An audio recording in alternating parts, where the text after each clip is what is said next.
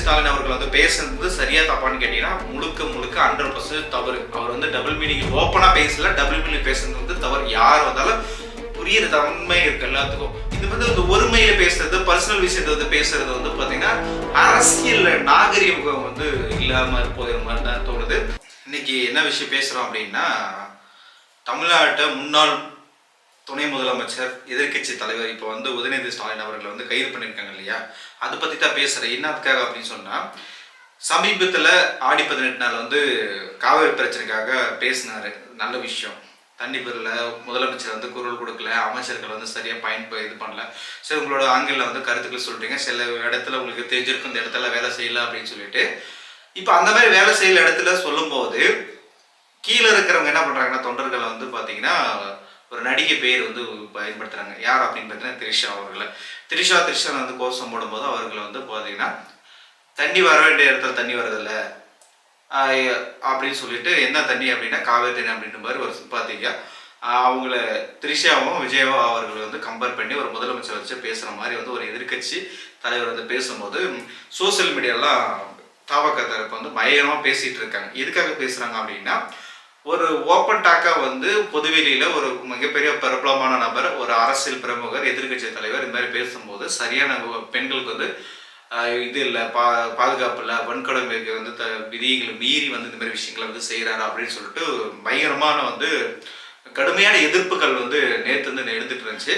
இந்த எதிர்ப்புகள் எதிர்த்த நிலையில வந்து பார்த்தா இன்னைக்கு கண்டன ஆர்ப்பாட்டங்கள்லாம் நடக்க ஆரம்பிச்சிருச்சு எங்க தாவக சார்பில் வந்து எதிர்கட்சி தலைவரை பற்றி. அது மட்டும் இல்லாமல் தஞ்சாவூர்ல வந்து என்ன பண்றாங்க அப்படின்னு பார்த்தீங்கன்னா, கிழக்கு காவல் நிலையத்துல இருந்து வழக்கு ஒன்று பதிவு பண்றது.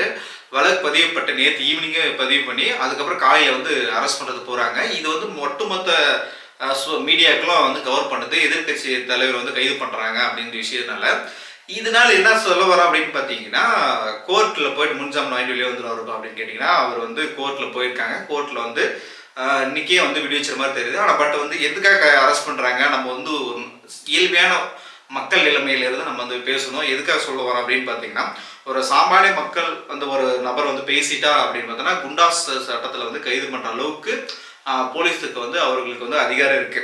இந்த மாதிரி இருக்க சூழ்நிலையில வந்து பார்த்தீங்கன்னா எதிர்கட்சி தலைவராக இருக்கிறவர் வந்து பார்த்தீங்கன்னா உடனடியாக விடுவிக்கிறாங்க. ஏன்னா அங்கங்கே போராட்டங்கள், அங்கே கலவரங்கள் வந்து அதிகமாக இருக்கிறதுனால எந்த பிரச்சனை வரக்கூடாது அப்படின்னு சொல்லிட்டு கோர்ட்டு தரவுல வந்து வெளியிட்டிருக்காங்க.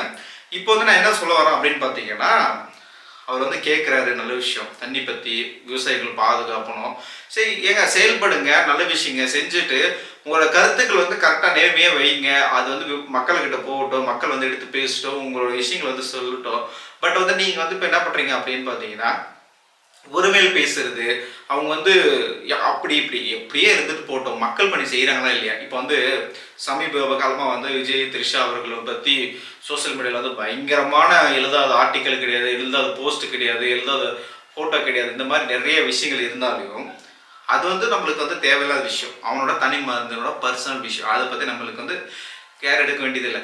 இப்படி இருக்க சூழ்நிலையில் வந்து பார்த்தீங்கன்னா, இந்த சோசியல் மீடியாவில் பயன்படுத்தி இந்த மாதிரி விஷயங்கள்லாம் பேசுறது, அவங்க அப்படி இப்படி சொல்லி பேசுறது, அவங்க மீம்ஸ் போட வைக்கிறது, அவங்களுக்கான ஒரு டீம் உருவாக்குறது, அந்த டீம் மூலிமா வந்து பப்ளிசிட்டி பண்ணுறது, ஒரு நெகட்டிவ் நரேஷன் வந்து கிரியேட் பண்ணுறதுக்காகவே இதுக்கு சிம்பத்தி வந்து போயிட்டு இருக்குது. எல்லா கட்சிகளும் அப்படி தான் செஞ்சுட்டு இருக்காங்க.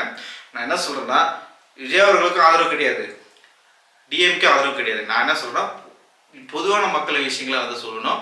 பொதுவான மக்கள் இந்த விஷயம் வந்து பேசினாலும் என்ன நடக்கும் அப்படின்னு தெரியுமா, குண்டாசல் போட்டு 3 மாதம் வந்து வெளியே வர முடியாத அளவுக்கு வந்து பயங்கரமான இதெல்லாம் பண்ணிட்டு இருப்பாங்க. பட் வந்து ஒரு பிரபலம் ஒரு எதிர்கட்சியோட தலைவர், எதிர்கட்சியோட தலைவர்ன்றனால வந்து பார்த்தீங்கன்னா நீங்கள் வந்து ஈஸியாக வந்து வெளியே வந்துடுறீங்க கோர்ட்டு மூலிமா. அது வந்து நான் வந்து முழுக்க எல்லாருக்கும் ஒரே மாதிரி இருக்கணும். சட்டன்றது என்னது, எல்லாத்துக்கும் ஒரே மாதிரி, இந்த மாதிரி தான் இருக்கணும் அப்படின்றது என்னோட கருத்து. அது மட்டும் இல்லாமல் இவர் உதயநிதி ஸ்டாலின் அவர்கள் வந்து பேசுறது சரியா தப்பான்னு கேட்டீங்கன்னா முழுக்க 100% தவறு. அவர் வந்து டபுள் மீனிங் ஓப்பனா பேசல, டபுள் மீனிங் பேசுறது வந்து தவறு. யார் வந்தாலும் புரியுற தன்மை இருக்கு எல்லாத்துக்கும். புரிஞ்சுக்கிற நாலேஜ் கூட இல்லாமல் வந்து நான் வந்து எந்த வீடியோ யாருமே பார்க்க மாட்டாங்க, எந்த விஷயங்களும் சொல்ல மாட்டாங்க. ஆனால் பட் வந்து அதை வந்து தவிர்த்துட்டு மற்ற விஷயங்களை சொல்லுங்க. நீ கருத்துலாம் சொன்னீங்க, இப்படி விஜய் அவர்கள் வந்து பார்த்தீங்கன்னா இதை பேச மாட்டாரு, இது பண்ண மாட்டாரு, விவசாயிகளுக்கு வந்து குரல் கருக்க மாட்டாரு, காவிரி தண்ணி பேச மாட்டாரு, அவர் என்னமே பண்ணல அப்படின்ற பேசுறீங்க. பேசு, நல்ல விஷயம்.